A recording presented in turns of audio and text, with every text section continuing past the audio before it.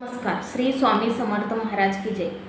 जी एक पतिव्रता सती असते, स्त्री असते, तिचं सतीत्वाचं सामर्थ्य किती असतं आणि आपला जो संकल्प असतो त्या संकल्पामध्ये बल किती असतं याविषयी आज मी तुम्हाला एक कथा सांगणार आहे.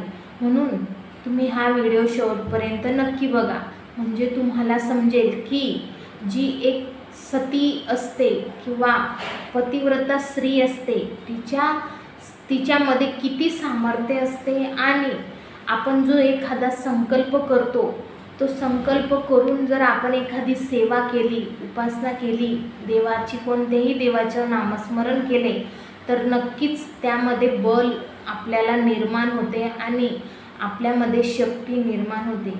चला तर मग व्हिडिओला सुरुवात करूया.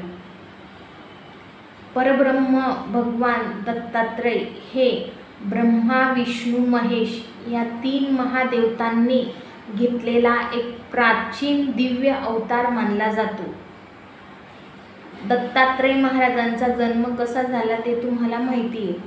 सती अनुसूयाच्या घरी ब्रह्मा, विष्णू, महेश हे गेले होते आणि सतीत्वाची परीक्षा घेत होते, पण तिच्या मनात कोणतेही पाप न होते म्हणून तिने जो आपल्या घरी आला आहे भिक्षुक त्याला देव मानून त्याची इच्छा पूर्ण करण्याचा संकल्प केला.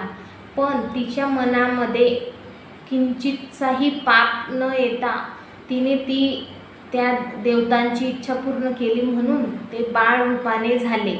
मग असेच दत्तात्रय महाराजांचा जन्म झाला. मग ब्रह्मा, विष्णू, महेश या महान देवतांनी घेतलेला हा जो काही प्राचीन अवतार आहे तो दत्तात्रय अवतार म्हणून ओळखला जातो. ब्रह्मदेवाने सृष्टी निर्माण केली आहे, तसेच भगवान विष्णू त्या सृष्टीचं पालन पोषण करीत असतात आणि कार्यकारण भाव जो आहे की आपलं जे जीवन आहे ते समाप्त झाल्यानंतर आपले जे शिव भगवान आहेत ते त्याला लय करतात. अनादी कालापासून अशी ही म्हणजे चाललेली एक विश्वरूप कार्यप्रणाली आहे आणि कार्यव्यवस्था ही अशी सुव्यवस्थित असल्यामुळे हे जे काही सृष्टीचं चक्र आहे ते चक्र व्यवस्थेमध्ये बदल करणे ह्या सृष्टीच्या किंवा ब्रह्मांडाच्या कोणत्याही शक्तीमध्ये त्याचं सामर्थ्य नाही आहे. आणि जो चालक आहे म्हणजे ब्रह्मा, विष्णू, महेश या चालकाशिवाय कोणत्याही शक्तीला ते शक्यच नाही की ही जे काही सृष्टीचं चक्र चालू आहे ते त्यात बदल करणे असं कोणत्याही चालकाला म्हणजे या ब्रह्मा, विष्णू, महेश याशिवाय कोणालाही ते शक्य नाही. परमेश्वराची इच्छा असलेले हे जे काही ब्रह्मदेव, विष्णू भगवान आणि शिव होते परमेश्वराच्या इच्छेनेच अत्रि ऋषीच्या आश्रमात गेले आणि माता अनुसूया यांच्या आश्रमात जाऊन त्यांनी बाल दत्ताचे रूप अवतारित्व धारण केले.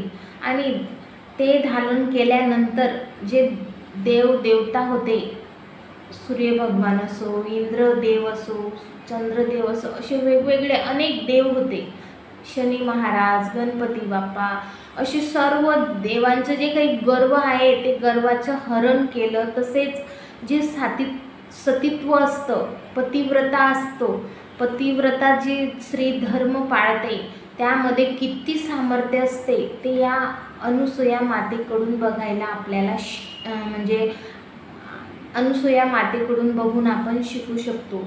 तसेच त्या मातेने संकल्प केला होता की हे माझे बाळ रूप आहेत, मी त्यांची माता आहे, म्हणून मी जे काही करणार आहे ते बालरूपाने ते माझ्याकडे बघतील असं तिने संकल्प केला अनुसूया माताने.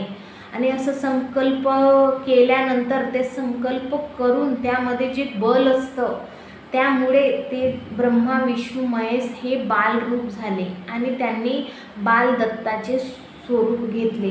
मग अशा या जे काही ही कथा आहे सती अनुसूया मातेची, अत्रि ऋषीची, या कथेतून आपल्याला हेच समजते की आपला जो काही संकल्प असतो आणि आपला जो पतिव्रता धर्म असतो यामध्ये खूप मोठी शक्ती असते। म्हणून कुठेही न डगमगता आपण आपला पतिव्रता धर्म म्हणजे निभावला पाहिजे। आणि आपण जोही काही संकल्प करू तो आपलं मन हे शुद्ध पाहिजे, आपले आचार विचार हे शुद्ध पाहिजे।